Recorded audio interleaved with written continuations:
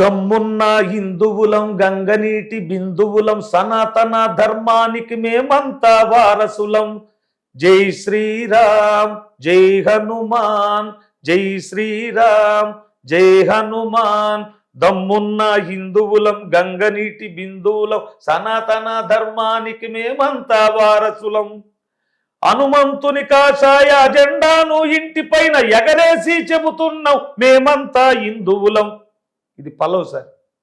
ఇక తర్వాత చరణంలో రాళ్లకు మొక్కేటి హిందువులం రా, ఆ రాళ్లతోనే కట్టింది నీ గృహమురా. ఉండనంటవా ఇల్లు కూల్చుకుంటవా, నువ్వు ఉండనంటవా ఇల్లు కూల్చుకుంటవా. చెట్టులకు మొక్కేటి హిందువులం రా, ఆ చెట్లే నిలిపేది నీ ప్రాణమురా. గాలి పీల్చనంటవా ఊపిరాపుకుంటవా, గాలి పీల్చనంటవా ఊపిరాపుకుంటవా. మేమెవ్వరి జోలికి వెళ్ళనే వెళ్ళము, మా జోలికొచ్చారో అసలు వదిలిపెట్టము.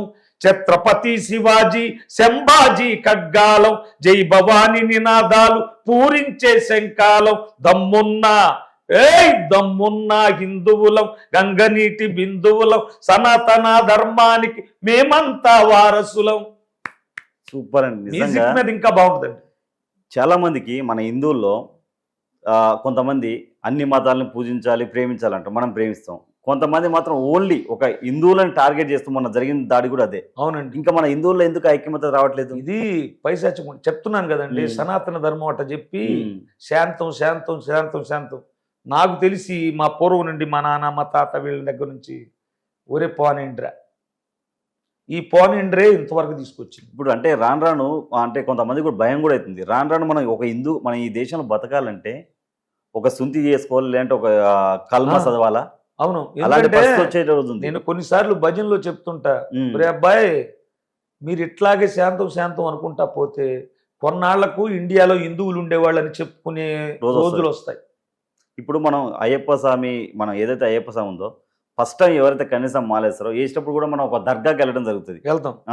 మరి ఏంటి అది అసలు అలా వెళ్ళకూడదా? అది చెప్తున్నాను కదండి. ఇప్పుడు ఆ రోజున అయ్యప్ప స్వామి పురాణాల్లో చెప్పాడు, ఓవర్ స్వామి అనే స్నేహితుడు ఒక దొంగని ఒక మానవత్వం ఉన్నటువంటి వ్యక్తిగా మార్చి స్నేహితుడిగా చేసుకొని అక్కడ పెట్టాడు ఎర్మేల్లో. వెళ్తా వెళ్తా మా కన్నిస్వాములందరూ వచ్చి నీ దగ్గర పేట తుల్లాడి వస్తామని చెప్పారని చెప్తాను. మనం వెళుతున్నాం, అక్కడికి మనం వెళుతున్నామన్న గౌరవం కూడా లేదు. ఎందుకంటే ఈ మధ్య కాలంలో నేను పోస్టులు చాలా మంది చూస్తున్నా, చాలా మంది ఎరిమేలు వెళ్ళటం లేదు. అవును, ఎందుకంటే కొంతమంది గురువులు కూడా చెప్తున్నారు ఎప్పుడైనా గౌరవం అనేది give respect and take respect అంటారు. మర్యాద ఇచ్చిపుచ్చుకోవాలి. మనం మన ధర్మాన్ని పాటిస్తా పరధర్మాలను మనం గౌరవిస్తున్నప్పుడు మన ధర్మాన్ని పాటించినప్పుడు మనకెందుకు వాళ్ళు? అంతే కదా. ఇప్పుడు మనం ఎంత ఇష్టపడుతున్నామో వాళ్ళు మనల్ని ఇష్టపడాలి.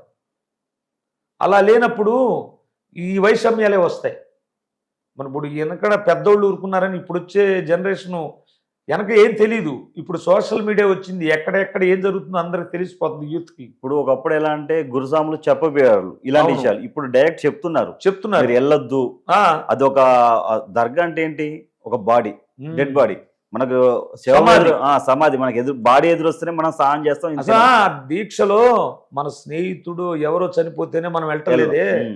మీరు అంత దీక్ష చేసి పవిత్రంగా 40 రోజుల పాటు ఉండి ఎనిమేళ్ళు సమాధికి మొక్కుతారేంది అని ఇప్పుడు చాలా మంది చెప్తున్నారు. అవును. అయితే ఏమిటంటే నేను కూడా వెళ్తలేదండి ఎనిమేలు. వాస్తవంగా గతంలో వెళ్ళేవాడిని.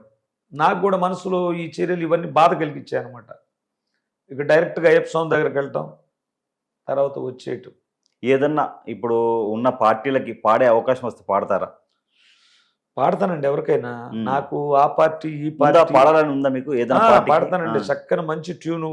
అంటే ఇప్పుడు మనం పాడేమంటే పాడటం కాదు, అక్కడ ట్రాక్ బాగుండాలి, మనం పాడే విధానం అన్ని బాగుంటే చక్కగా పాడతాను. అయితే ఒకటి, వాళ్ళు వీళ్ళన్నిటి మాత్రం నాకు భేదం లేదండి. ఎవరు వచ్చినా పాడతా, దానికి న్యాయం చేస్తా. లాస్ట్ చివరిగా ఒక అయ్యప్ప సాంగ్ పాట, చిలకమ్మ చిలకమ్మ ఓ చిలకమ్మ, ఆ సాంగ్ ఒకటి వినాలని ఉంది.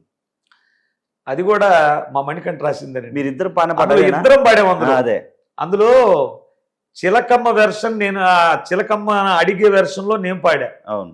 ఒక చరణంలో ఆ చిలకమ్మ చెప్పింది అడ్రస్. అవును. అది మా బాబు పాడాడు. అదే ఇద్దరు పాడిరని తెలిసిన.